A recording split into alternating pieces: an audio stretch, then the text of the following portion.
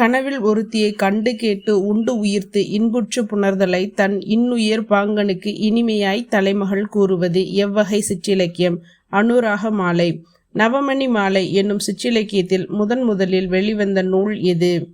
பிஷாடன நவமணி மாலை.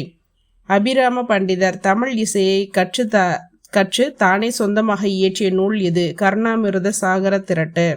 சிந்தை எனக்கு தந்தே, திருவருள் எனக்கு தந்தாய், வந்தனை உனக்கு தந்தேன், மலரடி எனக்கு தந்தாய் என்கின்ற பாடல் வரிகள் இடம்பெற்றுள்ள நூல் எது? அதன் ஆசிரியர் யார்? அதிவீர ராமபாண்டியன்.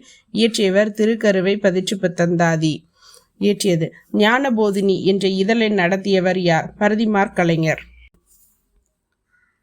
தமிழ் செய்யுள் நாடக இலக்கியத்தின் தந்தை என்று அழைக்கப்படுபவர் யார்? மனோன்மணியம் சுந்தரனார்.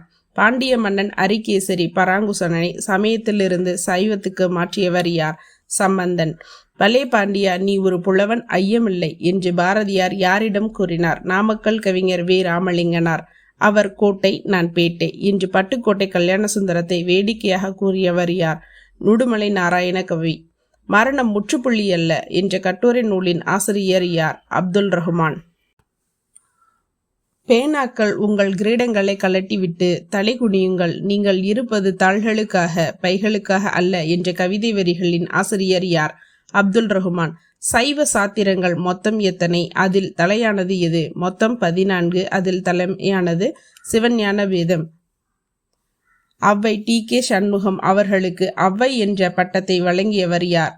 அவருக்கு நாடக தொல்காப்பியர் என்கின்ற பட்டத்தை வழங்கியவர் யார்? அவ்வை பட்டத்தை வழங்கியவர் ஆர்.கே. சண்முக செட்டியார். நாடக தொல்காப்பியர் பட்டத்தை வழங்கியவர் கலைஞர் கருணாநிதி.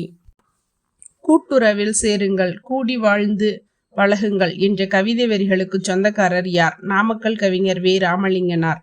சிலம்பை உடைத்து என்ன பயன், அரியணையிலும் அதே கொல்லன் என்ற இந்த கவிதை வரிகளுக்கு உரியவர் யார்? ஈரோடு தமிழன்பன். நான் வெட்ட தலைப்பேன், இறப்பினில் கண் விழிப்பேன் என்ற கூறிய கவிஞர் யார்? மூமேத்தா. ஒரு நாளில் 300 செயல்கள் வரை இயற்றக்கூடிய வல்லமை கொண்டவர் என்று அழைக்கப்படுபவர் யார்? மகாவித்வான் மீனாட்சி சுந்தரனார். மதுரையில் பிறந்த நவீன பெண் கவிஞர் யார்? ஈரா மீனாட்சி. கம்பருக்கு கவி சக்கரவர்த்தி என்ற பட்டத்தை கொடுத்தவர் யார்? நாதமுனிகள். சிந்தாமணி கடலில் சிறிது மொண்டு கொண்டேன் என்று கூறியவர் யார்? கம்பர். ஒவ்வொரு தமிழ் மாணவனும் சிறப்பிற்குரிய பெரிய புராணத்தை படிக்க வேண்டும் என்று கூறியவர் யார்? ஜி.யு. போப். முதல் ஆழ்வார் என்று அழைக்கப்படக்கூடிய பொய்கையாழ்வார், பூதத்தாழ்வார், பேயாழ்வார் ஆகிய மூவரும் சந்தித்த இடம் எது? திருக்கோவிலூர். கான்ஸ்டாண்டின் ஜோசப் பெஸ்கி என்பதில் கான்ஸ்டாண்டின் என்பதன் பொருள் என்ன? அஞ்சாதவர்.